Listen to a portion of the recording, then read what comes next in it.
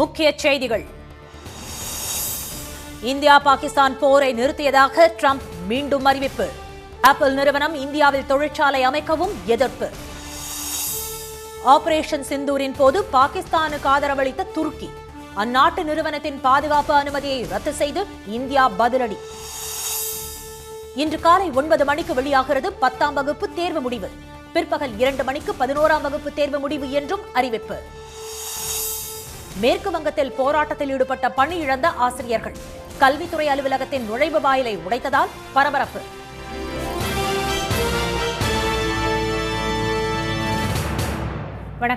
வணக்கம். இந்தியா பாகிஸ்தான் இடையிலான போரை நிறுத்த உதவியதாக அமெரிக்க அதிபர் ட்ரம்ப் மீண்டும் தெரிவித்துள்ளார். பெஹல்காமில் சுற்றுப்பயணிகள் 26 பேரை தீவிரவாதிகள் சுட்டுக் கொன்றதற்கு பழி தீர்க்க பாகிஸ்தானுக்குள் நுழைந்த இந்திய ராணுவத்தினர் அந்நாட்டில் இருந்த தீவிரவாத முகாம்களை அழித்தனர். இதையடுத்து இரு நாடுகளுக்கும் இடையே போர் பதற்றம் அதிகரித்தது. இந்தியா மற்றும் பாகிஸ்தான் பிரதமர்களுடன் பேச்சுவார்த்தை நடத்திய ட்ரம்ப் போர் நிறுத்தம் உருவானதாக முதலில் அறிவித்தார். பின்னர் இரு நாடுகளுக்கு இடையில் நடக்க இருந்த அணு ஆயுத போரை தடுத்து நிறுத்திவிட்டேன் என்று அவர் மீண்டும் தெரிவித்தார். ஆனால் இதனை திட்டவட்டமாக மறுத்த மத்திய அரசு பாகிஸ்தான் கெஞ்சியதால் தான் போர் நிறுத்தம் ஏற்பட்டதாக கூறியது. ஆனால் அரபு நாடுகளில் சுற்றுப்பயணம் மேற்கொண்டுள்ள ட்ரம்ப் வர்த்தகத்தை காட்டி இரு நாடுகளையும் போர் நிறுத்தத்திற்கு சம்மதிக்க வைத்ததாக கூறினார். ட்ரம்பின் இந்த கருத்தையும் மறுத்த மத்திய அரசு போர் நிறுத்தம் தொடர்பான விவகாரத்தில் வர்த்தகம் குறித்து எதுவும் பேசவில்லை என்று தெரிவித்தது. இந்நிலையில் கத்தார் தலைநகர் தோஹாவில் பேசிய ட்ரம்ப் இந்தியா பாகிஸ்தான் இடையிலான போர் பதற்றத்தை தணிக்க தாம் உதவியதாக மீண்டும் கூறியுள்ளார். போருக்கு பதில் வர்த்தகம் செய்வோம் என்று கூறியதாகவும் பாகிஸ்தானும் இந்தியாவும் மகிழ்ச்சி அடைந்ததாகவும் ட்ரம்ப் தெரிவித்தார். அந்த வழியில் இரு நாடுகளும் செல்வதாகவும் 1000 காலமாக இந்தியா பாகிஸ்தான் இடையே நீடித்து வரும் பிரச்சனையை தீர்க்க தாம் தயாராக உள்ளதாகவும் ட்ரம்ப் கூறினார். அங்கு நடந்த வர்த்தக நிகழ்ச்சியில் பேசிய அவர் இந்தியாவில் ஆப்பிள் நிறுவனம் புதிய தொழிற்சாலை உருவாக்குவதை தாம் விரும்பவில்லை என்றார். உலகிலேயே அதிக வரி விதிக்கும் நாடு இந்தியா என்று விமர்சனம் செய்த ட்ரம்ப் அமெரிக்க பொருட்கள் மீதான வரியை நீக்க இந்தியா ஒப்புக்கொண்டதாக திடீரென தெரிவித்தார். இதனால் இந்தியாவில் ஐபோன்களை ஆப்பிள் நிறுவனம் தயாரிக்க வேண்டியது இல்லை என்றார். அமெரிக்காவைச் சேர்ந்த ஆப்பிள் நிறுவனம் இந்தியாவில் ஐபோன்களை தயாரிக்க கூடாது என்ற ட்ரம்பின் இந்த பேச்சால் அந்த நிறுவனத்தில் பணிபுரியும் ஆயிரக்கணக்கான இளைஞர்கள் வேலை இழக்கும் அபாயம் உருவாகியுள்ளது. டெல்லி உள்ளிட்ட முக்கிய விமான நிலையங்களில் பல்வேறு பணிகளில் ஈடுபட்டு வந்த துருக்கி நிறுவனத்தின் பாதுகாப்பு அனுமதியை மத்திய அரசு ரத்து செய்துள்ளது. காஷ்மீர் பெஹல்காமில் கடந்த மாதம் 22ஆம் தேதி தீவிரவாதிகள் நடத்திய தாக்குதலில் 26 சுற்றுலா பயணிகள் சுட்டுக் கொல்லப்பட்டனர். இதற்கு பதிலடியாக ஆபரேஷன் சிந்தூர் என களமிறங்கிய இந்திய ராணுவத்தினர் பாகிஸ்தானுக்குள் நுழைந்து 9 தீவிரவாத முகாம்களை அழித்தனர். பின்னர் பாகிஸ்தான் ஏவிய 400க்கும் மேற்பட்ட ட்ரோன்கள் மற்றும் ஏவுகணைகளை நடுவானிலேயே இடைமறித்து இந்திய ராணுவத்தினர் சுட்டு வீழ்த்தினர். பாகிஸ்தான் ஏவிய ட்ரோன்கள் அனைத்தும் துருக்கியில் தயாரிக்கப்பட்டது என்று தெரியவந்தது. மேலும் இந்தியா பாகிஸ்தான் பிரச்சனையில் துருக்கி தனது முழு ஆதரவையும் பாகிஸ்தானுக்கு வழங்குவதாக வெளிப்படையாக அறிவித்தது. இதையடுத்து அந்நாட்டு கல்வி நிறுவனங்களுடன் இந்திய கல்வி நிறுவனங்கள் செய்த ஒப்பந்தங்கள் ரத்து செய்யப்பட்டன. இதுபோல துருக்கிக்கு செல்லும் இந்திய சுற்றுலா பயணிகளின் எண்ணிக்கையும் குறைந்துள்ளது. பலர் அந்நாட்டிற்கு செல்வதற்காக முன்பதிவு செய்த விமான டிக்கெட்டுகளை ரத்து செய்தனர். இதுபோல துருக்கியில் இருந்து இறக்குமதியாகும் டைல்ஸ் உள்ளிட்ட பொருட்களும் திருப்பி அனுப்பப்பட்டு வருகின்றன. இந்நிலையில் இந்திய விமான நிலையங்களில் துருக்கி நிறுவனம் மேற்கொண்டு வந்த பல்வேறு பணிகளுக்கான பாதுகாப்பு அனுமதியை மத்திய அரசு நேற்று ரத்து செய்தது. சென்னை, மும்பை உட்பட சுமார் 9 விமான நிலையங்களில் சரக்குகளை கையாள்வது உள்ளிட்ட உயர் பாதுகாப்பு கொண்ட பணிகளை துருக்கியைச் சேர்ந்த செலிபி நிறுவனம் செய்து வந்தது. மொத்தம் 3 கண்டங்களில் உள்ள 6 நாடுகளில் 70 விமான நிலையங்களில் இந்த பணிகளை செலிபி நிறுவனம் செய்து வருகிறது.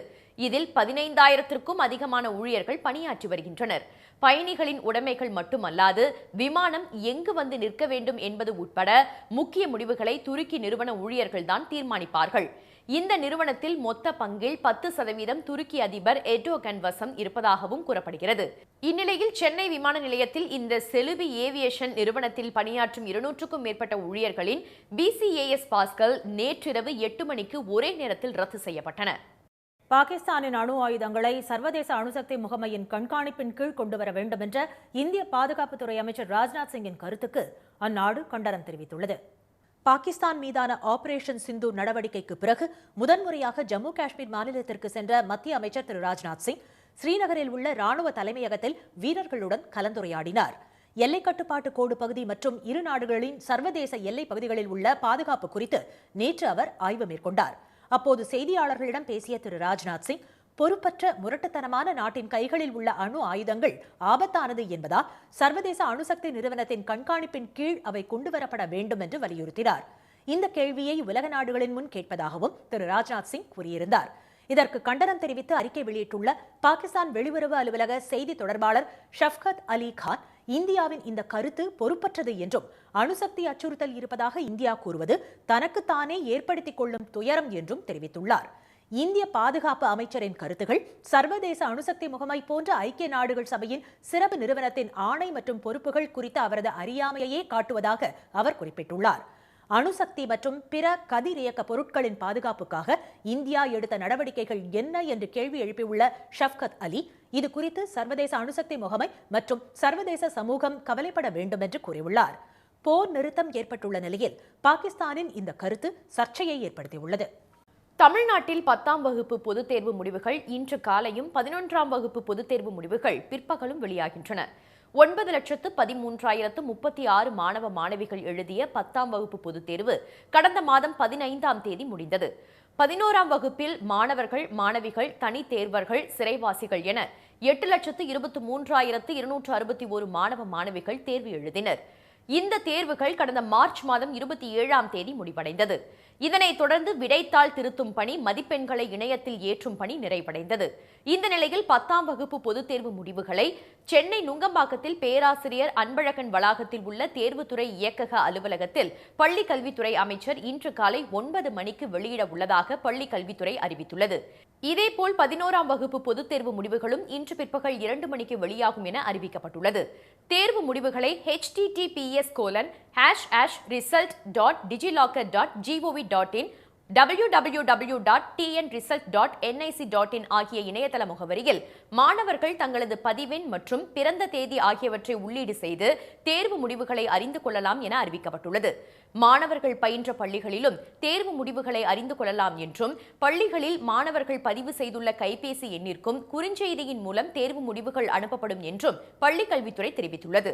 மேற்கு வங்க மாநிலத்தில் போராட்டத்தில் ஈடுபட்ட ஆசிரியர்கள் பள்ளிக் கல்வித்துறை அலுவலகத்தின் நுழைவு வாயிலை உடைத்ததால் பரபரப்பு ஏற்பட்டது.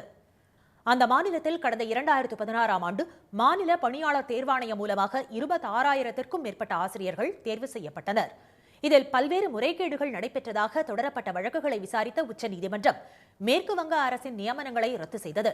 இதனால் வேலை இழந்த ஆசிரியர்கள் தெருவில் இறங்கி தொடர் போராட்டங்களில் ஈடுபட்டு வருகின்றனர். இந்நிலையில் கொல்கத்தாவில் உள்ள பள்ளிக் கல்வித்துறை அலுவலகத்தை முற்றுகையிடப் போவதாக அறிவித்த ஆசிரியர்கள் நேற்று பேரணியாக சென்றனர்.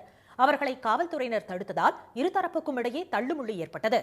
தடையை மீறி பள்ளிக் கல்வித்துறை அலுவலகத்தை நோக்கி முன்னேறிய ஆசிரியர்கள் அந்த அலுவலகத்தின் நுழைவு வாயிலை உடைத்தனர். இதனால் ஏற்பட்ட பதற்றம் காரணமாக போராட்டக்காரர்கள் மீது காவல்துறையினர் லேசான தடியடி நடத்தி அங்கிருந்து விரட்டி அடித்தனர்.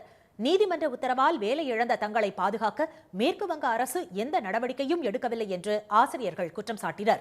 இதுகுறித்து கருத்து தெரிவித்த அந்த மாநில கல்வித்துறை அமைச்சர் திரு பிராத்யா பாசு, உச்சநீதிமன்ற உத்தரவை எதிர்த்து மாநில அரசு சார்பில் மேல்முறையீடு செய்துள்ளதாக தெரிவித்தார். இடஒதுக்கீட்டிற்கான உச்சவரம்பு 50% என்பதை உடைப்பதுடன் தனியார் கல்வி நிறுவனங்களிலும் இடஒதுக்கீடு வழங்க வேண்டும் என்றும் மக்களவை எதிர்க்கட்சித் தலைவர் திரு ராகுல் காந்தி வலியுறுத்தியுள்ளார். பீகார் மாநிலம் தர்பங்கா நகரில் மாணவர்கள் கூட்டத்தில் திரு ராகுல் காந்தி பேசுவதற்கு ஏற்பாடு செய்யப்பட்ட நிலையில் மாவட்ட நிர்வாகம் அதற்கு அனுமதி மறுத்தது.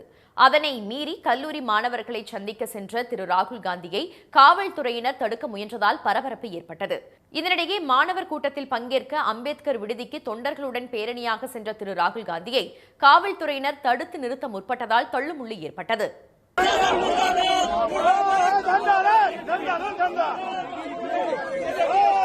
எனினும் காவல்துறை தடையை மீறி திரு ராகுல் காந்தி நடந்தே சென்று மாணவர்களை சந்தித்து பேசினார்.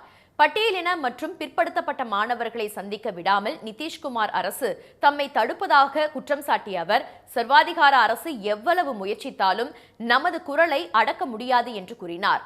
நாட்டில் பட்டியலினத்தவர், பிற்படுத்தப்பட்டோர், மிகவும் பிற்படுத்தப்பட்டோர் மற்றும் பழங்குடியினர் 24 மணி நேரமும் அநீதியை எதிர்கொள்வதாகவும், பாகுபாடு காட்டப்பட்டு கல்வி கற்க விடாமல் தடுக்கப்படுவதாகவும் அவர் குற்றம் சாட்டினார். சாதிவாரி கணக்கெடுப்பு முறையாக எடுக்கப்பட வேண்டும் என்றும், தனியார் கல்வி நிறுவனங்கள் மற்றும் பல்கலைக்கழகங்களில் இடஒதுக்கீடு அமல்படுத்தப்பட வேண்டும் என்றும் திரு ராகுல் காந்தி வலியுறுத்தினார். எல்லை தாண்டிய பயங்கரவாதத்தை கைவிடும் வரை பாகிஸ்தானுடன் சிந்து நதி நீரை பகிர்ந்து கொள்ள முடியாது என்று இந்தியா திட்டவட்டமாக தெரிவித்துள்ளது. இது தொடர்பாக டெல்லியில் நேற்று நடைபெற்ற நிகழ்ச்சி ஒன்றில் கலந்து கொண்டு பேசிய மத்திய வெளியுறவுத்துறை அமைச்சர் திரு ஜெய்சங்கர், பாகிஸ்தானுடனான பேச்சுவார்த்தையானது பயங்கரவாதம் மற்றும் பாகிஸ்தான் ஆக்கிரமிப்பு காஷ்மீரில் சட்டவிரோத ஆக்கிரமிப்புகள் குறித்து மட்டுமே இருக்கும் என்று தெரிவித்தார். பயங்கரவாத கட்டமைப்புகளை முற்றிலுமாக பாகிஸ்தான் அகற்ற வேண்டும், அதனை களையெடுக்க என்ன செய்ய வேண்டும் என்பது அந்நாட்டுக்கு தெரியும் என்றும் அவர் குறிப்பிட்டார். இது குறித்து விவாதிக்க இந்தியா தயாராக இருப்பதாகவும் இத்தகைய பேச்சுவார்த்தைகளே சாத்தியமானவை என்றும் திரு ஜெய்சங்கர் தெளிவுபடுத்தியுள்ளார். எல்லை தாண்டிய பயங்கரவாதத்தை கைவிடும் வரை பாகிஸ்தானுடன் சிந்து நதி நீரை பகிர்ந்து கொள்ள முடியாது என்றும் அவர் திட்டவட்டமாக கூறியுள்ளார். இதனிடையே சிந்து நதி பங்கீடு குறித்து இந்தியாவுடன் பேச்சுவார்த்தை நடத்த தயாராக இருப்பதாக பாகிஸ்தானின் நீர்வள அமைச்சக செயலாளர் சையத் அலி முர்தாசா இந்தியாவுக்கு கடிதம் ஒன்றை எழுதியுள்ளார். அதில் தண்ணீரை திறந்துவிட வேண்டும் என்றும் சிந்து நதி தொடர்பான பிரச்சினை குறித்து பேச்சுவார்த்தை நடத்த பாகிஸ்தான் தயாராக உள்ளதாகவும் அந்த கடிதத்தில் குறிப்பிட்டுள்ளார். இரு நாடுகளிடையே நீடித்த ராணுவ மோதல்களுக்கு பிறகு போர் நிறுத்தம் ஏற்பட்டுள்ள நிலையில் சிந்து நதிநீர் ஒப்பந்தம் குறித்து பாகிஸ்தான் பேச்சுவார்த்தை நடத்த முன்வந்தது குறித்து தற்போது அந்நாட்டில் பரபரப்பாக விவாதிக்கப்பட்டு வருகிறது. முன்னாள் காவல் அதிகாரி திரு ஜாஃபர் சேட்டுக்கு எதிராக அமலாக்கத்துறை தொடர்ந்த வழக்கை உச்சநீதிமன்றம் ரத்து செய்துள்ளது. சென்னை திருவான்மியூரில் உள்ள தமிழ்நாடு வீட்டு வசதி வாரிய வீட்டு மனைகள் முன்னாள் டிஜிபி திரு ஜாஃபர் சேட்டின் மனைவி திருமதி பர்வீன் உட்பட சிலருக்கு தமிழ்நாடு அரசின் விருப்புரிமை அடிப்படையில் ஒதுக்கப்பட்டது. இந்த வீட்டு மனையை முறைகேடாக பெற்றதாக கூறி ஓய்வு பெற்ற காவல்துறை அதிகாரி திரு ஜாஃபர் சேட், அவரது மனைவி உள்ளிட்டோருக்கு எதிராக லஞ்ச ஒழிப்புத்துறை 2011ஆம் ஆண்டு வழக்கு பதிவு செய்தது. இந்த விவகாரம் தொடர்பாக சட்டவிரோத பண பரிவர்த்தனை தடை சட்டத்தின் கீழ் திரு ஜாஃபர் சேட் மீது அமலாக்கத்துறை கடந்த 2020ஆம் ஆண்டு வழக்கு தொடர்ந்தது. அந்த வழக்கை ரத்து செய்ய கோரி சென்னை உயர்நீதிமன்றத்தில் திரு ஜாஃபர் சேட் மனு தாக்கல் செய்தார். அந்த மனுவை விசாரித்து தீர்ப்பை ஒத்திவைத்த சென்னை உயர்நீதிமன்றம் பின்னர் அமலாக்கத்துறை தரப்பிடம் சில விளக்கங்களை கோருவதற்கு அடுத்த நாளை பட்டியலிட்டது. இந்த உத்தரவை எதிர்த்து திரு ஜாஃபர் சேட் உச்சநீதிமன்றத்தில் மேல்முறையீட்டு மனு தாக்கல் செய்திருந்தார். அந்த மேல்முறையீட்டு மனு நீதிபதி திரு அபய் எஸ் ஓகா தலைமையிலான அமர்வில் நேற்று விசாரணைக்கு வந்தது. அப்போது தீர்ப்புக்காக வழக்கை ஒத்திவைத்து விட்டு மீண்டும் விசாரணைக்கு எடுத்த உயர்நீதிமன்றத்தின் முடிவு சரியானது அல்ல என நீதிபதிகள் அதிருப்தி தெரிவித்தனர். தீர்ப்புக்காக ஒத்திவைக்கப்பட்ட வழக்கை மீண்டும் விசாரணைக்கு எடுக்க வேண்டும் என்றால் குறைந்தபட்ச இயற்கை நீதியை கடைபிடித்து இருக்க வேண்டும் என்றும், சம்பந்தப்பட்ட தரப்பினருக்கு ஒரு நோட்டீஸையாவது அனுப்பியிருக்கலாம் என்றும், ஆனால் அதனை கூட செய்ய உயர்நீதிமன்றம் தவறிவிட்டதாகவும் நீதிபதிகள் கண்டனம் தெரிவித்தனர். தீர்ப்புக்காக ஒத்திவைத்துவிட்டு மீண்டும் வழக்கை விசாரணைக்கு எடுத்த சென்னை உயர்நீதிமன்ற ஆணை மற்றும் திரு ஜாஃபர் சேட்டுக்கு எதிரான அமலாக்கத்துறை பதிந்த சட்டவிரோத பண பரிவர்த்தனை வழக்கை ரத்து செய்து மேல்முறையீட்டு மனுவை நீதிபதிகள் முடித்து வைத்தனர். ஊழல் குற்றச்சாட்டுக்கு உள்ளான பெரியார் பல்கலைக்கழக துணைவேந்தருக்கு பிரிவு உபச்சார விழா நடத்தியதன் மூலம் ஆளுநர் திரு ஆர்.என். ரவி தமிழ்நாட்டிற்கே தலைகுனிவை ஏற்படுத்திவிட்டதாக அமைச்சர் திரு கோவி செழியன் கண்டனம் தெரிவித்துள்ளார். ஊழல் குற்றச்சாட்டு காரணமாக லஞ்ச ஒழிப்புத்துறையின் விசாரணை வளையத்திற்குள் இருக்கும் பெரியார் பல்கலைக்கழக துணைவேந்தர் திரு ஜெகநாதனுக்கு ஆளுநர் மாளிகையில் பிரிவு உபச்சார விழா நடத்தப்பட்டுள்ளது. இதற்கு கண்டனம் தெரிவித்து அறிக்கை வெளியிட்டுள்ள அமைச்சர் திரு கோவி செழியன், முறைகேட்டு புகாரில் கைதாகி காவல் நிலைய விசாரணைக்கு அலைந்து கொண்டிருப்பவர் மற்றும் உயர்நீதிமன்றத்தாலேயே எச்சரிக்கப்பட்டவர் திரு ஜெகநாதன் என்று அவர் சுட்டிக்காட்டினார். இப்படிப்பட்ட ஒருவருக்கு ஆளுநர் மாளிகையில் பிரிவு உபச்சார விழாவை நடத்தியதன் மூலம் வேந்தர் பொறுப்பில் இருப்பதற்கான தகுதியை ஆளுநர் இழந்துவிட்டார் என்று அவர் தெரிவித்துள்ளார். ஊழல்வாதிக்கு ஆளுநர் நடத்திய விழா பெருத்த அவமானத்திற்குரியது மட்டுமின்றி பல்கலைக்கழக வரலாற்றில் ஆளுநர் தமிழ்நாட்டிற்கே தலைகுனிவை ஏற்படுத்திவிட்டார் என்றும் அவர் குறிப்பிட்டுள்ளார்.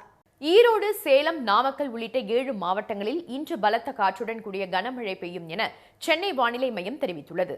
தென் மாவட்டங்களில் மழை பெய்யும் என சென்னை வானிலை ஆய்வு மையம் அறிவித்திருந்த நிலையில் கடந்த 2 நாட்களாக மாலை நேரத்தில் இடியுடன் கூடிய கனமழை பெய்து வருகிறது. நெல்லையில் 1 மணி நேரம் சூறை காற்றுடன் கொட்டி தீர்த்த கனமழையால் மேலப்பாளையம், சிந்துபூந்துறை பகுதிகளில் மரங்கள் மற்றும் மின்கம்பங்கள் விழுந்து மின்சாரம் தடைபட்டது. சிவகங்கை, சிங்கம்புணரி, மதகுப்பட்டி பகுதிகளில் கொட்டிய கனமழையால் தாழ்வான பகுதிகளில் மழைநீர் தேங்கியது.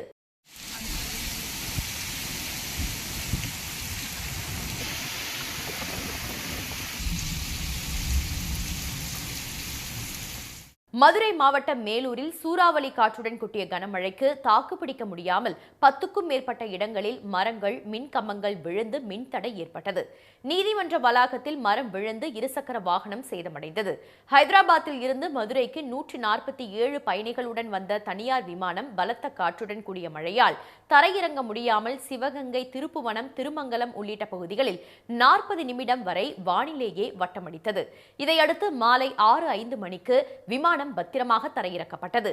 தென்காசி மாவட்டம் வாசுதேவநல்லூரில் 1 மணி நேரமாக இடி மின்னல் காற்றுடன் பெய்த கனமழையால் தாழ்வான பகுதிகளில் தண்ணீர் தேங்கியது. இதனிடையே தமிழக கடலோர பகுதிகளின் மேல் நிலவும் வளிமண்டல கீழடுக்கு சுழற்சி மற்றும் தென்கிழக்கு வங்கக்கடல் பகுதிகளில் நிலவும் வளிமண்டல மேலடுக்கு சுழற்சி காரணமாக ஈரோடு, கிருஷ்ணகிரி, திருப்பத்தூர், வேலூர், தருமபுரி, சேலம், நாமக்கல் ஆகிய 7 மாவட்டங்களில் ஓரிரு இடங்களில் இன்று கனமழை பெய்ய வாய்ப்புள்ளதாக சென்னை வானிலை மையம் தெரிவித்துள்ளது. மீண்டும் முக்கிய செய்திகள். இந்தியா பாகிஸ்தான் இடையிலான போரை நிறுத்த உதவியதாக அமெரிக்க அதிபர் டிரம்ப் மீண்டும் தெரிவித்துள்ளார். டெல்லி உள்ளிட்ட முக்கிய விமான நிலையங்களில் பல்வேறு பணிகளில் ஈடுபட்டு வந்த துருக்கி நிறுவனத்தின் பாதுகாப்பு அனுமதியை மத்திய அரசு ரத்து செய்துள்ளது. மேற்கு வங்க மாநிலத்தில் போராட்டத்தில் ஈடுபட்ட ஆசிரியர்கள் பள்ளிக்கல்வித்துறை அலுவலகத்தின் நுழைவு வாயிலை உடைத்ததால் பரபரப்பு ஏற்பட்டது. இத்துடன் இந்த செய்திகள் நிறைவடைந்தன. மீண்டும் சன் டிவியில் செய்திகள் மாலை 6 மணிக்கு. செய்திகளை உடனுக்குடன் தெரிந்து கொள்ள QR கோடை ஸ்கேன் செய்து சன் நியூஸ் வாட்ஸ்அப் சேனலில் இணைந்திருங்கள். வணக்கம். வணக்கம். உடனுக்குடன் செய்திகளை தெரிந்து கொள்ள சன் நியூஸ் பெல் ஐகானை கிளிக் பண்ணுங்க.